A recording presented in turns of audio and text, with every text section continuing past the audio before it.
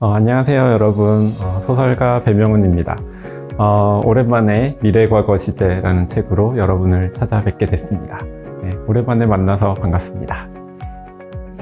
네, 이번 책 미래과거 시제는요, 제가 지난 몇 년간 썼던 단편소설들 중에서 전부 다는 아니고 제 마음에 드는 소설들을 모아서 9편을 뽑아서 묶은 단편집이고요. 그동안 굉장히 부지런하게 살았거든요. 연구보고서도 쓰고 장편소설 작업도 많이 하고 했는데, 그러면서도 단편소설 쓰는 것도 꾸준히 계속 하고 있었어요. 그 중에서 굉장히 마음에 드는 작품들이 꽤 있는데, 좀 시간이 지나면 작가로서도 꼭 소설집 내고 싶다라는 생각이 들어요. 그래서 굉장히 즐거운 마음으로 묶은 단편집이고요.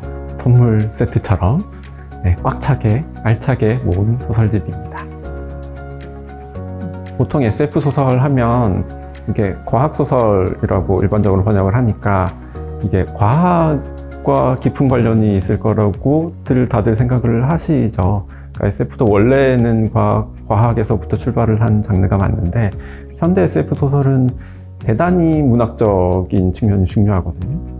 인문학적이고 사회과학적이고 언어적이고 문학적이고 이런 부분을 중요하게 다루고 있는데, 어실러 르긴이나 재미신의 소설 같은 걸 보면 느끼실 수가 있을 겁니다. 새로운 세계를 다루고 있는데, 그 세계를 작가가 언어로 표현해서 독자가 읽었을 때 언어로 체험하게 한다는 거, 어떤 언어로 새로운 세계를 표현하느냐 하는 건 SF 작가의 좀 기본적인 역할이자 고민인 것 같고, 그렇게 계속 쓰다 보니까 이게 한국어로 소설을 쓰는 일에서 오는 어떤 자각 같은 게 생기는 것 같아요. 계속 쓰다 보니까. 그래서 언어의 질감 같은 거, 이게 어떻게 느껴질까? 예를 들면 이 소설을 낭독하면 이 말은 어떻게 읽힐까 하는 생각도 하고, 또 어떤 때는 이 소설이 번역이 된다면 또 어떤 질감으로 읽힐까, 그런 여러 가지 생각들을 하게 되는 것 같아요. 그런 의미에서 이 언어를 조금씩 바꿔보고, 규칙을 바꿔보고, 옛날 언어로도 써보고, 다른 톤으로도 이야기를 해보고, 그런 실험들을 많이 하게 되는 것 같고, 이 책의 맨 앞에 있는 수요곡선의 수호자라는 단편소설에 제가 변신 로봇 큐비즘이라는 현실에 존재하지 않는 어떤 화풍에 대해서 언급을 했어요. 그게 뭐냐면, 어떤 사물을 변신 로봇으로 바꿔버린 다음에 그걸 큐비즘으로 그리는 어떤 화가의 스타일을 이야기를 하는데, 그게 설명이 좀 어렵잖아요. 저는 이걸 염두에 두고 이야기를 한 건데, 변신 로봇 모양이잖아요. 얘가 고래상어로 다시 변신이 되는 변신 로봇이거든요. 그 모습을 제가 보여드릴게요.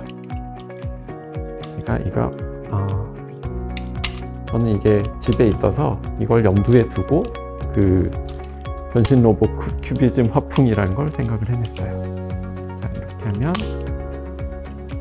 머리가 쏙 들어가면서 고래상어의 이 머리 부분이 나왔죠.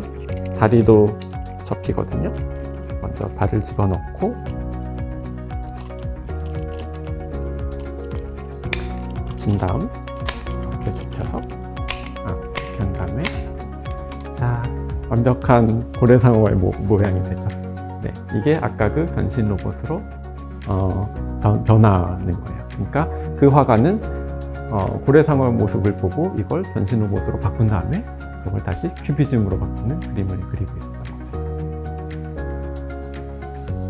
네, 정말 힘들게 쓴 작품이고요. 제가 이때까지 써본 글 중에 제일 힘들게 쓴 것 같아요. 구상도 굉장히 오랫동안 했는데, 굉장히 예전부터 옛날 말로 된 소설을 써보고 싶다고 생각을 했거든요. 그 디킨스의 두 도시 이야기를 읽고 나서부터 좀 옛스러운 느낌이 나는 말로 된 소설들, 그런 느낌의 소설을 써보면 어떨까라고 생각은 했고, 그래서 찾은 게 판소리였어요.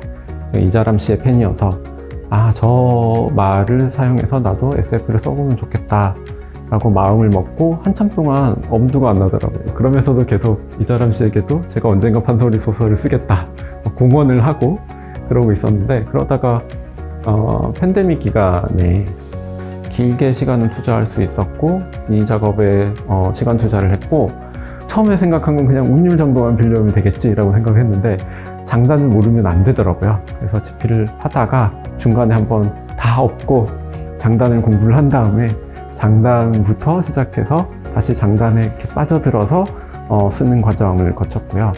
그렇게 해서 굉장히 힘들게 썼어요. 한 땀 한 땀 정말 진도가 더디게 나가서 이게 중편소설 정도 분량인데 쓰는데 한 8개월 정도가 걸렸어요.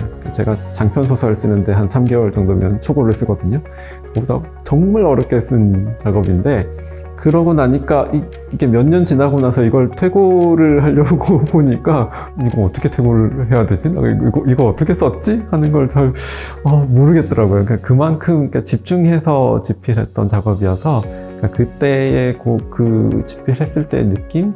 그걸 살리는 걸 위주로 이렇게 마무리를 해서 이 책에 묶이게 됐고요. 그래서 제가 그 소설 쓰면서 늘 느끼는 건데 독자는 눈앞에 없어요. 우리가 무대 위에서 공연을 하는 게 아니기 때문에 가끔 물론 뭐 그 작가와의 만남 이런 행사는 하죠. 그때 독자들을 만나는데 그게 제가 창작을 하고 있는 순간은 아니어서 조금 저도 약간 제3자의 입장에서 그런 행사 같은 건 하기도 해요.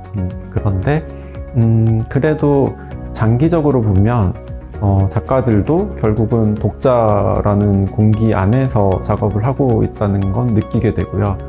실감하게 되는 순간도 많은 것 같아요. 그러니까 혼자서 쓰고 있더라도 독자의 반응이나 안목 같은 걸 내면화해서 쓰게 되거든요. 그런 식으로 같이 작업을 하고 있고 그냥 하는 말이 아니라 굉장히 중요한 존재예요. 여러 가지로. 그래서 여러분의 존재감을 드러내 주셨으면 좋겠습니다. 네, 이번 책 즐겁게 읽어주시고요. 그동안 제가 경력이 꽤 오래된 작가지만 그래도 자부심을 가지고 드릴 수 있는 게 자기 복제를 하지 않고 계속 공부를 하고 있고 계속 달려가고 있는 작가거든요. 천천히 읽어보시면 정말 재미있을 거라고 생각하고 저는 이 책이 저의 대표작 중 하나가 될 거라고 생각을 하고 있으니까 재미있게 읽어주셨으면 좋겠습니다. 고맙습니다.